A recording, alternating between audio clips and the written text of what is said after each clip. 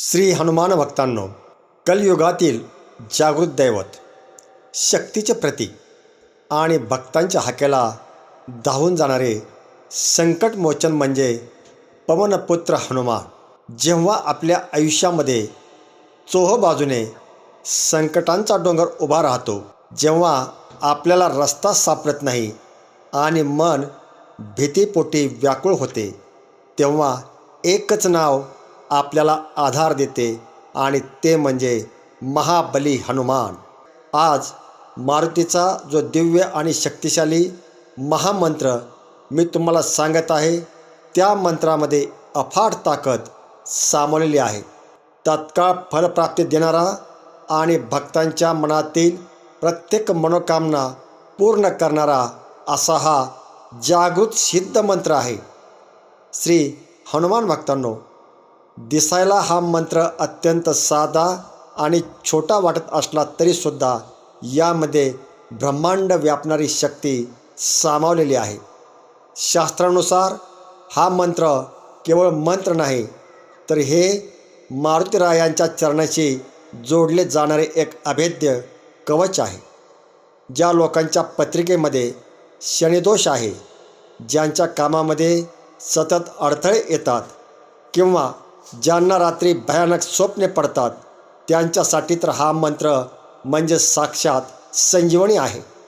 हा मंत्र जपणारा भक्त निर्भय बनतो, त्याच्या शत्रूचा नाश होतो, मनातील सगळ्या प्रकारच्या इच्छा मनोकामना पूर्ण होतात, धन संपत्ती पैसा प्राप्त होते आणि त्याच्या मनात एक वेगळाच आत्मविश्वास संचारतो. श्री हनुमान भक्तांनो, हा मंत्र कधीही जपता येतो, पण जर तुम्ही तो पूर्ण विधीसह जपला तर त्याचे फळ अनेक पटीने वाढते.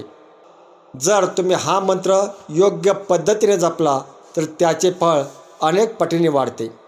दर मंगळवारी किंवा शनिवारी सूर्योदयाच्या पूर्वी उठून स्नान करायचे, हनुमानजीसमोर तुपाचा दिवा लावायचा आहे, रुद्राक्षाच्या माळेने किमान 108 वेळा या मंत्राच्या जपाला सुरुवात करायची.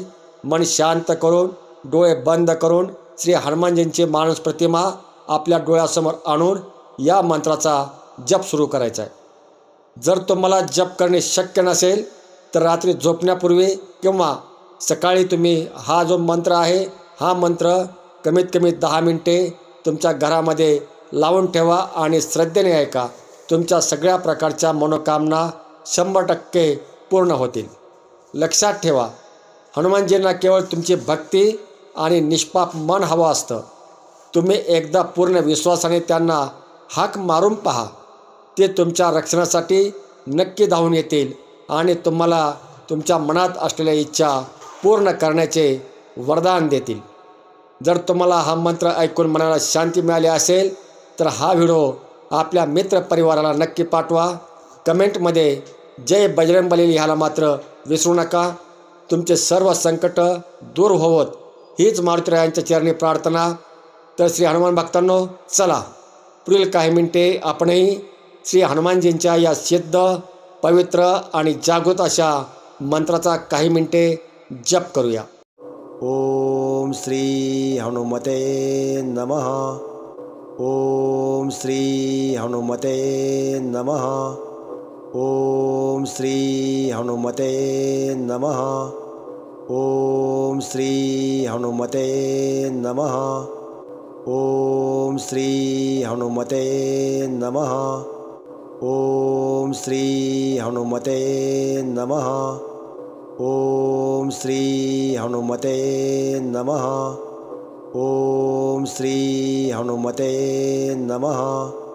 ओम श्री हनुमते नमः. ओम श्री हनुमते नमः. ओम श्री हनुमते नमः. ओम श्री हनुमते नमः. ओम श्री हनुमते नमः. ओम श्री हनुमते नमः. ओम श्री हनुमते नमः. ओम श्री हनुमते नमः.